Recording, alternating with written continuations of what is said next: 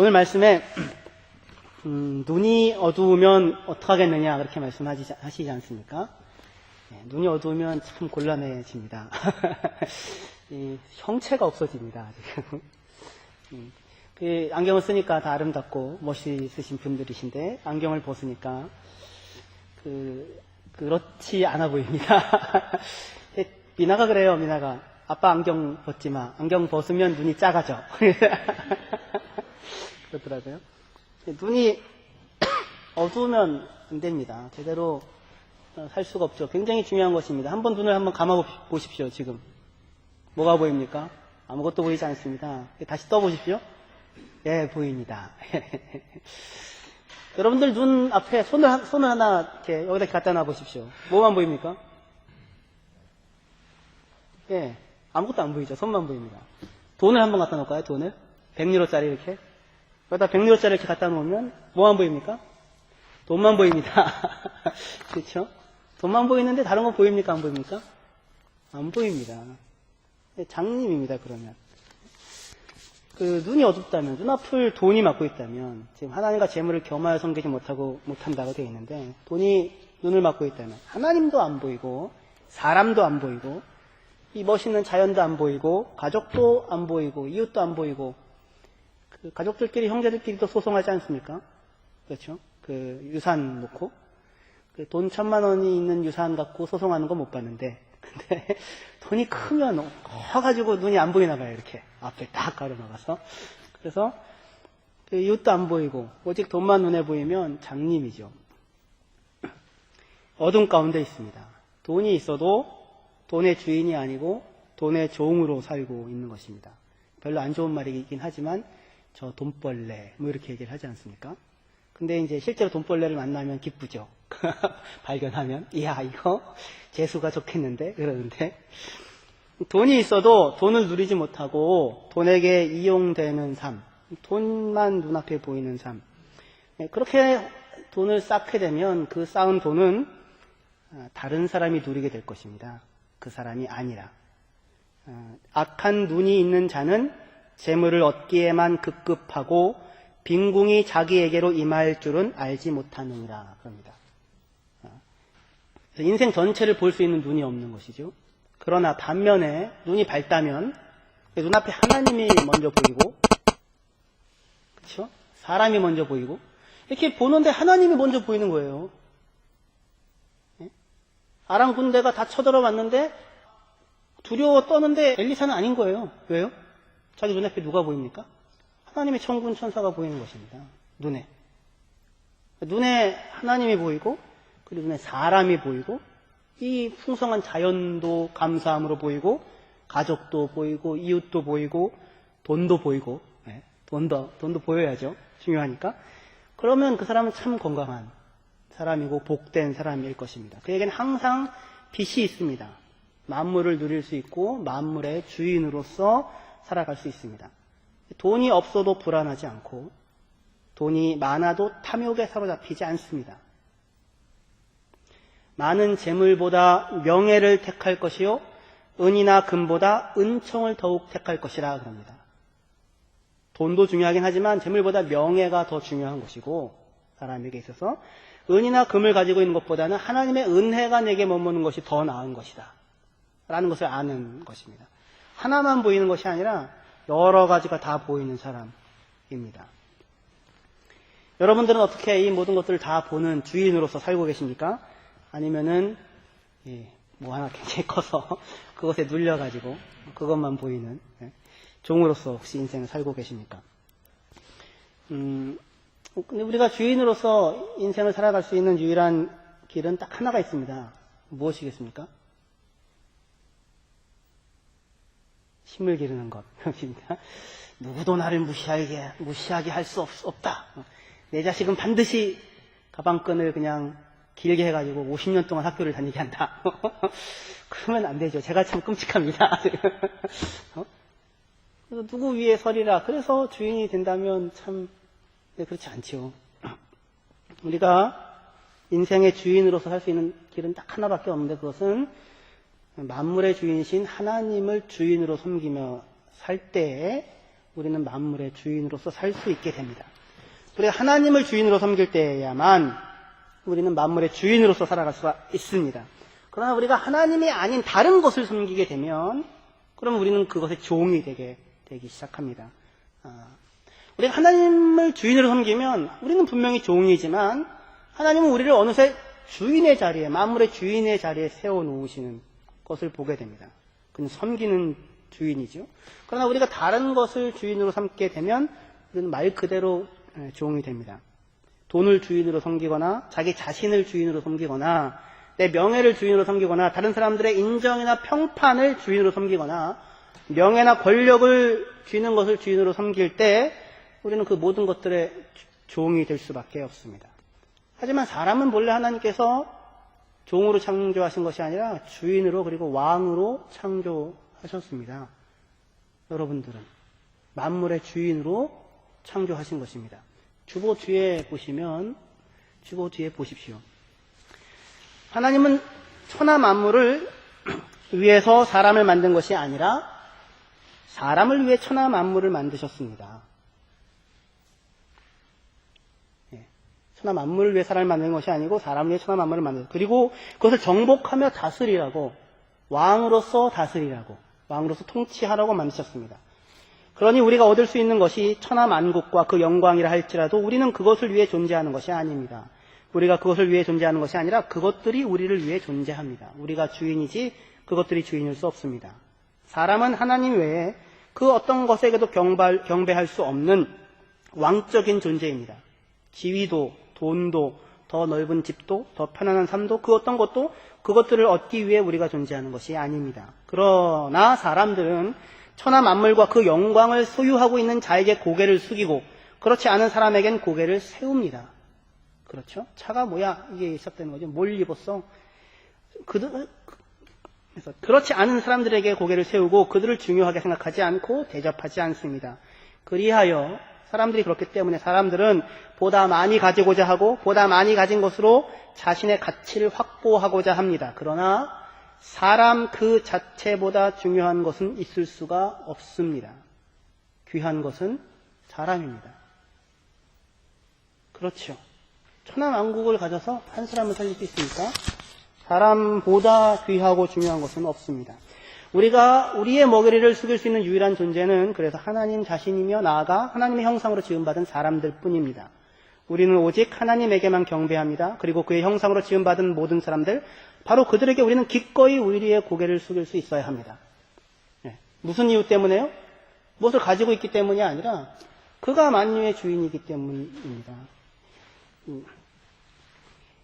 하나님이 지은 모든 만물이 다 귀하지만, 중요하지만 그러나 그것이 사람보다 더 중요한 것은 아닙니다.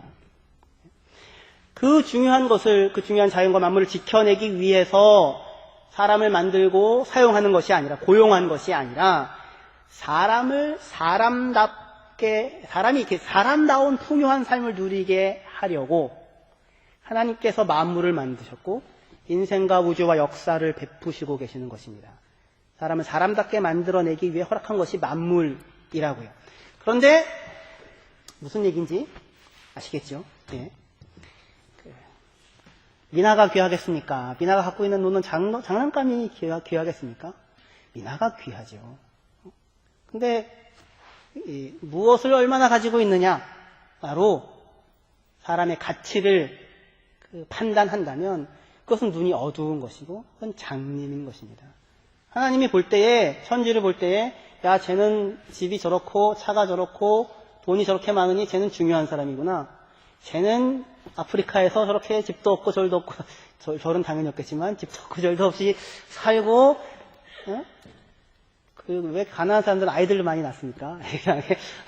책임지지도 못한 아이들을 잔뜩 많이 낳아놓고 쟤는 중요하지 않은 사람이구나. 이렇게 생각을 하시겠습니까? 그렇지 않죠. 하나님은 사람을 보십니다. 사람이 천하보다 귀합니다. 우리는 그렇게 생각하지 않는 부분이 있습니다. 바뀌어야 합니다. 눈이 열려야 합니다. 야고보서 2장에 그렇게 얘기합니다. 부유한 사람과 잔뜩 달고 온 사람들이 오는데 오면 너희들이 깜짝 놀라서 대접해가지고 여기에 앉으시죠 하고 그렇지 않고 냄새나는 분이 이렇게 오시면 거들떠보지도 않고 하지 않느냐? 그 야고보서에서 얘기합니다. 너희가 어찌 하나님도 아닌 사람이 사람을 판단하느냐? 이렇게 얘기합니다. 그것으로 판단이 된다, 안 된다? 안 된다는 것입니다. 여러분들은 하나님의 소중하고 귀중한 사람들입니다. 할렐루야. 하나에 여러분들보다 귀한 것은 아무것도 없습니다. 부유함, 재물에 대한 말씀을 하려고 하는데 성경에서 부유한 것이 죄다라거나 가난한 것이 의다라고 말하지는 않습니다. 필요한 부분입니다. 성경이 중요하게 생각하는 것은 우리의 시각, 열려야 될 시각인데요. 부자냐 가난한 자냐가 아니라 그가 어떠한 사람이냐입니다. 무엇을 섬기며 사는 사람이냐, 무엇의 지배를 받고 살아가는 사람이냐, 그의 눈이 어떠냐, 그의 정신이 어떠냐, 그가 무엇을 보물로 생각하고 살아가느냐, 무엇에 껌뻑 죽느냐, 그가 보물을 어디에 쌓아놓고 사느냐, 이게 중요한 것입니다. 성경은 부 자체를 정죄하지 않습니다. 일단 이 부분을 알아주십시오. 약간 공부하는 느낌으로 정신을 차리고 들어주십시오. 부자의 재물은 그의 견고한 성이요 가난한 자의 궁핍은 그의 멸망이다 말합니다. 성경에서. 부자의 재물은 견고한 성이고 가난한 자의 궁핍은 멸망이다. 지당하신 말씀이죠. 지당하신 말씀이죠. 성경이 부자의 재물이라고 무조건 하는 것 아니며 가난한 자의 궁핍을 무조건 두어하는 것 아닙니다. 거기에 집중하지 않습니다. 부자냐 가난한 자냐가 아니라 그 부를 얻은 사람이 또는 그 가난한 사람이 어떤 사람이냐가 성경이 중요하게 생각하는 것입니다. 잠언 10장 16절에 의인의 수고는 생명에 이르고 악인의 소득은 죄에 이르느니라 라고 말합니다. 의인이냐 악인이냐가 중요한 거예요. 의인이냐 악인이냐, 하나님을 섬기고 사느냐 딴 거 섬기고 사느냐가 중요합니다. 의인의 수고는 생명이지만 악인의 소득은 죄에 이르느니라. 의인의 수고하며 사느냐 아니면 그냥 소득, 그냥 어디서 이렇게 얻어 가지는, 지위가 있고 힘이 있어서 상속받아서 그냥 얻어 가지느냐, 차이가 있는 것입니다. 성경이 중요하게 생각하는 부분입니다. 성경이 부 자체를 정죄하지 않는다고 했는데 나아가서 그뿐 아니라 재물과 부요를 주어서 누리게 하시는 분은 누구예요? 하나님입니다. 사람이 원한다고 해서 그 자리를 얻는 것 아닙니다. 재물과 부요를 주어 누리는 분은 하나님입니다. 전도서 5장 19절에 또한 어떤 사람에게든지 하나님이 재물과 부요를 그에게 주사 능히 누리게 하시며 제 몫을 받아 수고함으로 즐거워하게 하신 것은 하나님의 선물이라 라고 말씀합니다. 하나님의 선물이에요. 그런데 재물과 부요가 있다고 해서 누구나 다 그걸 누릴 수 있습니까? 가지고 있다고 해서 가진 사람이? 그렇지는 않습니다. 쌓아만 놓고 누리지 못하는 자가 있고 움켜쥐고만 있지 즐거워하지 못하는 자도 있으며 열심히 쌓았으나 다른 사람이 그것을 누리는 경우도 있습니다. 그렇죠. 누가 그것을 누릴 수 있는가, 누가 즐거워할 수 있는가 하는 것은 재물이 하나님께로부터 나온다는 것을 아는 사람, 그것이 하나님의 선물로 주어졌다는 것을 아는 사람, 그 사람은 그것을 누릴 수 있고 즐거워할 수 있고 다른 사람과 함께 그 복을 나눌 수 있습니다. 그러니까 중요한 것은, 성경이 항상 지금 주목하는 것은 부유를 주신 분 하나님이시지만 그것을 부를 부답게 누리느냐, 그 사람이 어떠한 사람이냐 하는 것이고, 그 부를 부답게, 부든 가난이든 누릴 수 있는 길은 그것들이 누구에게서부터 나온다? 하나님으로부터 나온다는 것을 알 때에 재물의 종이 아니라 재물의 주인으로서 살 수 있다라고 말씀합니다. 잠언 22장 2절에 가난한 자와 부한 자가 함께 살거니와 그 모두를 지으시는 이는 여호와시니라 말씀합니다. 하나님은 누구도 지었고 누구도 지었어요? 가난한 자도 짓고 부자도 지었습니다. 가난도 부도 다 누구에게서 나옵니까? 하나님에게서 나옵니다. 그러니까 부유가 여호와께로서 나왔으니 그것이 그 자체로 악한 것일 수 없고, 가난 또한 여호와께로서 나왔으니 그 자체로 악한 것일 수 없습니다. 인정하십니까? 뭐가 더 중요해요?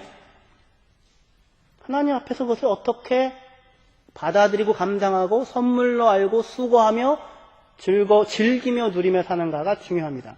부자냐 가난한 자냐가 중요한 것이 아니라 그 모두를 지은 여호와를 알며 그를 섬기고 살아가는가가 중요합니다. 우리가 이 부분을 머리로서는 인정을 합니다. 그러나 실제 사람의 삶은 하나님이 가깝습니까? 돈이 가깝습니까? 돈이 가깝지요. 그렇죠? 여러분들에게는 돈이 가까운지 모르겠습니다. 저는 하나님이 가까운데 저는 제 통장이 가까운 게 아니라 하나님이 훨씬 더 가까운데 하나님보다 돈이 힘이 있어 보이는 것이 사실상 어떻게 보면 일상의 삶이기도 합니다. 잘 아시는 우리 성천 형제 아버님이 저희 여기 한번 오셨을 때 노르웨이 여행을 가셨거든요. 근데 이제 궁금해서 물었습니다. 아빠 영어 할 줄 알아요? 아빠 노르웨이어 할 줄 알아요? 몰라. 근데 어떻게 겁도 없이 거기를 가려고 하세요? 돈만 있으면 돼. 돈만 있으면 되지? 그만큼 힘이 있는 것이 사실입니다. 지난번 제자훈련 질문 중에 당신은 예수님처럼 세상 사람들을 보는 눈을 가지고 있는가? 화려한 집에서 호의호식하는 자를 볼 때 그가 예수님을 안 믿는다는 이유 때문에 정말 불쌍하게 여기는 마음이 있는가? 라는 그런 질문이 있었어요. 그래서 월요일 반, 금요일 반 모두 공히 이 질문을 가지고 30분 이상을 이야기를 했습니다. 그냥 한마디로 불쌍하다라고 하기에는 부러운 부분도 있고 쉽게 납득도 안 되고 항복되지 않는 그런 부분이 있으니까 그런 것입니다. 그런데 화려한 집과 호의호식이 그것 자체가 잘못된 것입니까? 그렇지는 않습니다. 잠언 31장에 현숙한 여인이 나오는데 여호와를 경외하는 현숙한 여인이 나오는데 그 집 사람들은 좋은 집에서 살고 좋은 옷을 입으며 좋은 음식을 먹습니다. 홍색 옷을 입고 자색 옷을 입습니다. 네? 잘못된 것은 그것이 아니라 호의호식이 아니라 잘못된 것은 여호와를 경외하지 않는 것이 잘못된 것입니다. 예수를 믿지 않는다는 것은 단순히 난 교회 나가, 난 교회 안 나가가 아니라 여호와 하나님을 알고 믿고 경외하며 그를 섬기며 살아가는가 그렇지 않은가의 차이입니다. 하나님이 없고 예수가 없으면 그 사람은 불쌍하고 가난합니다. 돈이 없어서 가난하고 불쌍한 것도 아니며 돈이 많아서 불쌍한 것도 아니라 있던 없던 하나님이 없고 하나님을 모르고 하나님을 만나지 못한 사람은 불쌍한 것입니다. 근데 머리는 끄떡여도 삶에서는 잘 납득이 안 가는 것이죠. 그것이 납득되느냐 납득되지 않느냐가 우리의 눈입니다. 몸의 등불입니다. 사람이 중요한 줄 아는가? 이거예요. 사람이 중요한 줄 아는가? 소유로 사람을 판단하고 있는가? 그것이 눈뜬 사람이냐 그렇지 않은 사람이냐입니다. 하나님을 아는가? 아니면 알지 못하는가? 부유함을 소유, 얼마나 많은 것을 가지고 있느냐로 판단하는가? 아니면 그가 어떻게 돈을 쓰고 사는가로 판단하는가? 하는 것입니다. 그것이 눈입니다. 많이 가진 것으로 그 사람을 부러워하는가? 아니면 그가 가진 것으로 얼마나 많은 사람들을 부유하게 하며 살아가는가? 하는 것을 보고 그를 부러워하는가? 존경하는가? 하는 것입니다. 저희 교회에 제가 존경하는 사람들이 당연히 여러분들 다 존경하고 다 부러워합니다. 많이 가지고 있기 때문입니까? 물론 그렇기도 합니다. 물론 그렇기도 하지만 그것들을 넉넉하게 나누어 사용하고 있는 모습이 신경 쓰고 있는 모습이 나는 그거 생각 못했는데 그 부분까지 챙겨가지고 이렇게 돕고 손길로 이렇게 기도하고 하는 그 모습이 참 훌륭하다 하는 생각을 갖게 됩니다. 가지고 있느냐가 아니라 어떻게 쓰고 있느냐입니다. 수고함으로 즐거움을 삼고 게을리 얻은 양식을 먹지 않고자 하는가? 아니면 쉽게 얻은 재물과 탈취한 재물로 배를 불리면서 기뻐하는가? 가 눈입니다. 재물을 의지하고 자랑하는가? 아니면 하나님을 의지하고 재물을 물처럼 높은 곳에서 필요한 낮은 곳으로 흘려보내는 것으로 그러한 삶을 살고 있는 것으로 자기 자랑을 삼고 있는가? 그것이 우리가 가져야 하는 눈인 것입니다. 여러분들의 등불은 어떻습니까? 무엇을 보물로 생각하나? 무엇을 보물로 생각하느냐? 뭐가 더 중요한지를 아느냐? 더 중요한 것에 재물을 사용하고 있느냐 하는 것입니다. 여러분들은 무엇을 비싸게 생각하고 무엇을 싸게 생각하십니까? 그래서 우리의 등불은 어떻게 되어지는가? 마태복음 우리 본문 계속 읽었는데 못 읽고 있는데요. 마태복음 6장 19절에서 21절 같이 한번 읽어보겠습니다. 예, 시작. 너희를 위하여 보물을 땅에 쌓아두지 말라. 거기는 좀과 동록이 해하며 도둑이 구멍을 뚫고 도둑질하느니라. 오직 너희를 위하여 보물을 하늘에 쌓아두라. 거기는 좀이나 동록이 해하지 못하며 도둑이 구멍을 뚫지도 못하고 도둑질도 못하느니라. 내 보물이 있는 그 곳에는 내 마음도 있느니라. 아멘. 말씀은 우리에게 두 가지 중요한 사실을 얘기하는데요. 하나는 재물의 속성입니다. 재물은 변합니다. 재물은 쌓아두면 썩고 부패합니다. 도둑들에 의하여 빼앗겨질 수도 있습니다. 한순간에 사라져버릴 수도 있습니다. 재물은 그것을 믿는 사람들을 배신하는 일들이 많습니다.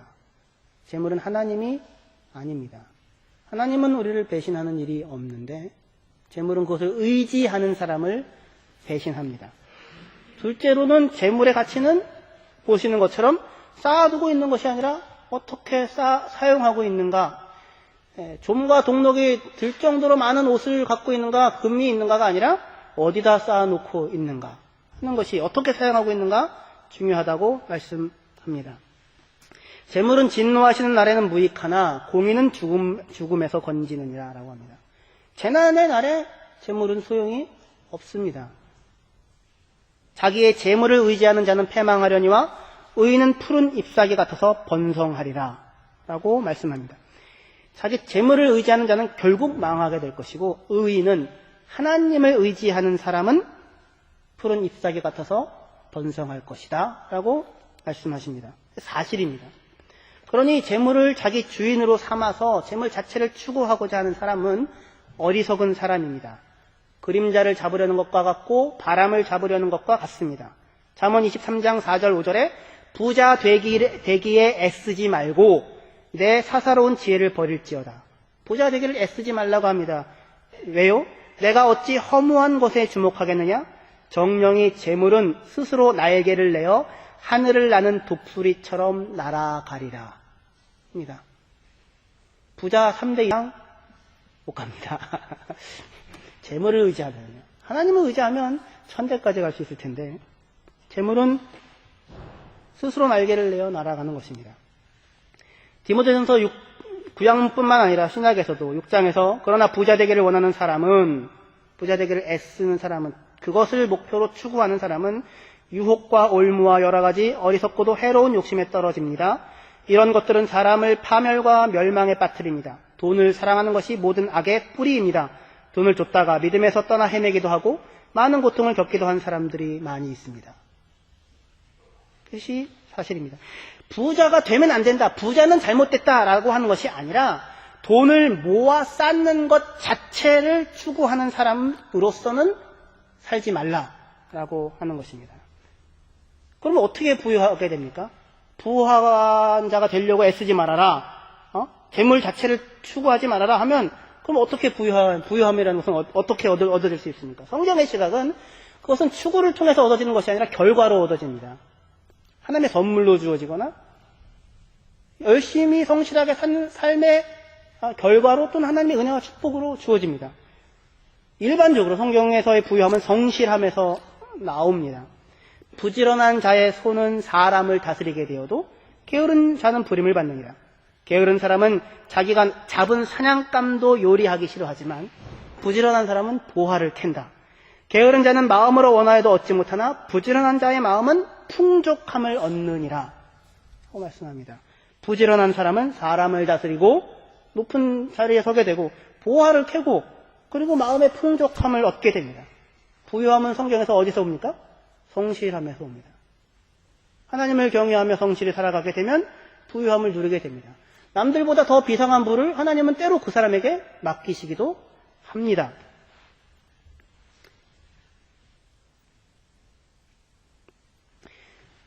그래서 진정한 부는 성실함과 부지런함으로만 얻어지며 그렇게 얻은 재물만이 제대로 누려질 수 있습니다.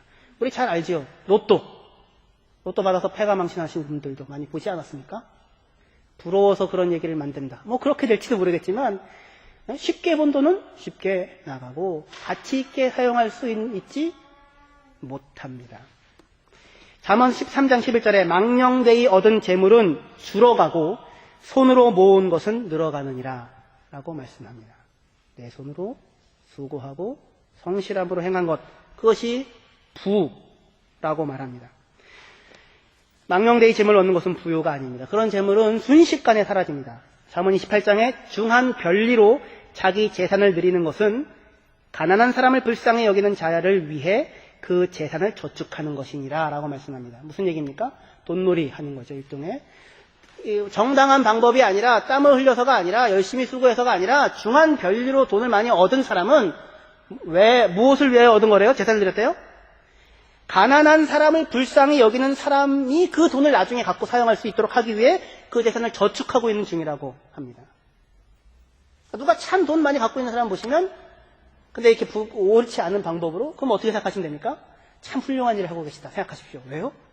누군가 하나님의 마음에 합당한 사람이 그것을 가지고 가난한 사람들을 위하여 나누기 위해 그가 잠시 갖고 있는 것이고 모으고 있는 것이기 때문입니다. 그래서 성경은 처음부터 끝까지 제가 굉장히 좋아하는 말씀인데요. 잠언 12장 12절에 외우기도 쉬운데 12장 12절 악인은 불의의 이익을 탐하나 의인은 그 뿌리로 말미암아 결실하느니라 합니다. 할렐루야. 이것입니다. 이거. 우리 보고 살라고 하는 게 그리스도인 보고 살라고 하는 게 뿌리로 결실하라고요. 불의한 것으로 부자되는 것에 대해서 뭔가를 얻는 것에 대해서 그 자리에 얻게 되는 것에 대해서 그럼 두려워해야 되죠. 하나님 얼른 가져가 주십시오. 아니면 얼른 써버려야 됩니다. 갖고 있으면 병납니다. 부패합니다.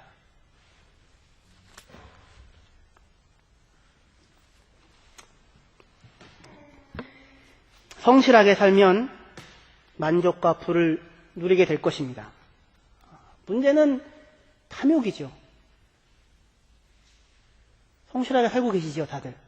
바쁘고 정신없지 않습니까? 부도 누리고 만족도 누리고 계시지요.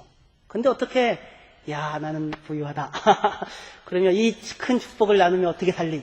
이 생각이 드십니까? 아니면, 나는 언제쯤 저런 데서, 그 경계가 되게 애매합니다. 그러나 성경의 얘기는 이렇습니다. 잠언 28장 6절에 가난하여도 성실하게 행하는 자는 부유하면서 굽게 행하는 자보다 나으니라 라고 말씀합니다. 무엇을 가지고 있는가, 얼마나 많이 가지고 있는가가 내가 스스로 판단해야 될 내 기준이 아니라 성실하게 하나님 앞에서 살고 있는가, 내가 부유한 자냐 그렇지 않느냐라고 하는 것을 결정짓는 내용입니다. 재물은 분명히 성실함에서 나오고 하나님을 경외하는 부지런한 자는 반드시 풍족합니다. 그런 자는 재물을 쌓아두는 것으로가 아니라 재물을 사용하여서 하나님과 사람을 섬깁니다. 마태복음 6장 20절 우리 본문인데요. 다시 한번 제가 읽겠습니다. 오직 너희를 위하여 보물을 하늘에 쌓아두라. 거기는 좀이나 동록이 해하지 못하며 도둑이 구멍을 뚫지도 못하고 도둑질도 못하느니라. 보물을 어디에 쌓아놓으라고 합니까? 하늘에 쌓아두라고 합니다. 무슨 말입니까? 교회 헌금을 많이 하라는 말입니까? 물론 그렇습니다. 제가 그동안 항상 아니라고 했는데 제가 여러분들의 영혼을 파리하게 만들었습니다. 아니 맞습니다. 헌금 많이 하십시오. 많이 하라는 게 여러분들 있는 범위 내에서 여러분의 힘을 헤아려 자원하는 마음으로 기꺼운 마음으로 즐거운 마음으로 하십시오. 다른 거는 살 때 야 진짜 싼데 100유로밖에 안 해? 300유로밖에 안 해요. 이렇게 하시면서 저는 이렇게 그 2장이 들어가면 어떡하나 하면서 이렇게 하지 마시고 틈나는 대로 조금씩 하십시오. 무엇을 중요하게 생각하는가? 하나님께 드리는 것입니다. 하지만 그 말뿐이 아니죠. 그 말이 아니라 돈을 어떻게 사용하는가 이겁니다. 사람을 위해 재물을 사용하라 하는 것입니다. 의인의 열매는 생명나무라. 지혜로운 자는 사람을 얻느니라. 의인은 사람을 얻는다. 사람을 얻기 위해서 돈을 사용한다. 사람을 얻는 사람이 부자다. 상도도 알아서 이걸 또 얘기해 주시지 않습니까? 성경에서 나오는 진리를. 우리 마지막으로 야고보서 5장 1절에서 6절 찾아서 읽어보겠습니다. 지금까지 잘 따라오셨으니 이 말씀이 우리의 결론이 될 것입니다. 야고보서 5장 1절에서 6절 말씀입니다. 다 찾으시고 금과 옥조로 여겨주십시오. 네, 하나님의 말씀입니다. 야고보서 5장 1절에서 6절. 들으라 부한 자들아, 너에게 임할 고생으로 말미암아 울고 통곡하라. 너희 재물은 썩었고 너희 옷은 좀먹었으며 너희 금과 은은 녹이 슬었으니 이 녹이 너희에게 증거가 되며 불같이 너희 살을 먹으리라. 너희가 말세에 재물을 쌓아도다. 보라, 너희 밭에서 추수한 풍꾼에게 주지 아니한 삭시 소리 지르며 그 추수한 자의 우는 소리가 만군의 주의 귀에 들렸느니라. 너희가 땅에서 사치하고 방종하여 사륙의 날에 너희 마음을 살찌게 하였도다. 너희는 의인을 정죄하고 죽였으나 그는 너희에게 대항하지 아니하였느니라. 아멘. 뭐가 잘못입니까? 부유한 자들아, 너는 부하기 때문에 정죄되었다가 아닙니다. 두 가지 이유로 정죄됩니다. 하나는 3절입니다. 너희의 금과 은은 녹에 슬었으니 이 녹이 너희에게 증거가 된다고요. 3천석, 4천석, 5천석 쌓았는데 아무도 못 먹고 썩어버렸습니다.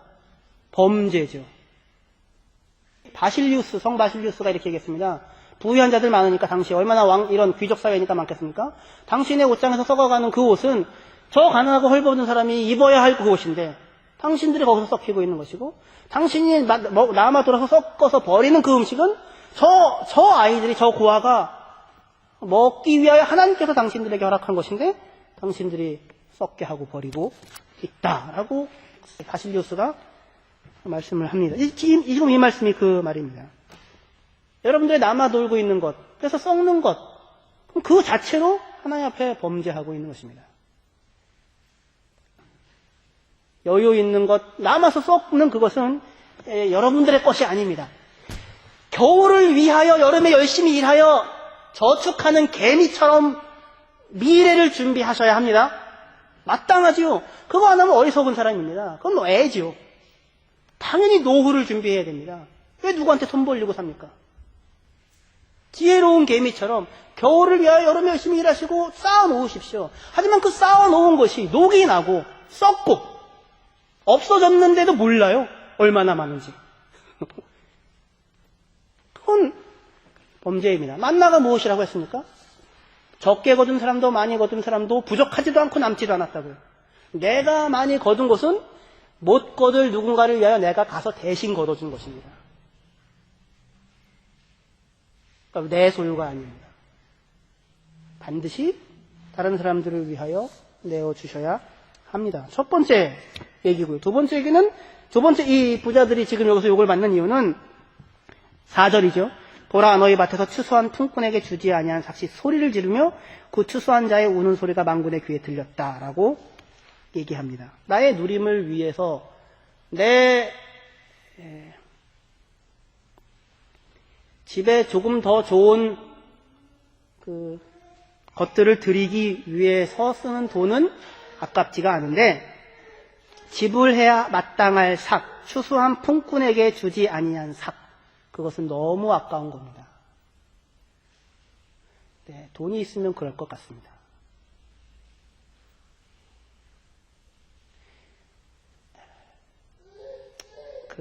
그만큼이면 충분하지. 70만 원이면, 88만 원 세대라고 하잖아요, 한국에. 88만 원이면 충분하지. 더 주면 기어올라. 일 열심히 하네. 그거는 아닌 것이죠. 추수한 풍꾼에게 주지 아니하는 삭시 소리 지르고 만군의 여호와의 귀에 들리면 하나님께서 그에게 쌓여져 있는 그 재물을 취하여 그것을 올바로 사용할 사람에게 반드시 줄 것입니다. 쌓아놓지 마시고 사용하시고 열심히 사용하시고 누리시는 복을, 그래서 정말로 부유한 사람들로 살아가시는 그 여러분들이 되시기를 주님의 이름으로 축원합니다. 기도하시겠습니다.